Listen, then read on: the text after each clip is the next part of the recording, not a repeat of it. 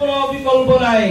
চরমোনাইর হযরত পীর সাহেব হুজুরের মাধ্যমে যে নীতির পরিবর্তনের মাধ্যমে যদি বাংলাদেশের মধ্যে আওয়াজ উঠেছে, সেই নীতির পরিবর্তনের মাধ্যমে বাংলাদেশের মধ্যে একটি কল্যাণকর রাষ্ট্র উপহার দেওয়া সম্ভব। সংগ্রামী সাথী ও বন্ধুগণ, আপনারা জানেন যখন 5ই আগস্ট বাংলাদেশ স্বাধীনতা ছিল, তখন প্রিয় উপজেলার মধ্যে আমরা স্বাধীনতার বিজয় উল্লাস এবং বিজয় মিছিল করেছি। প্রতিটি ইউনিয়ন পর্যায়ে আমাদের বিজয় মিছিল হয়েছে।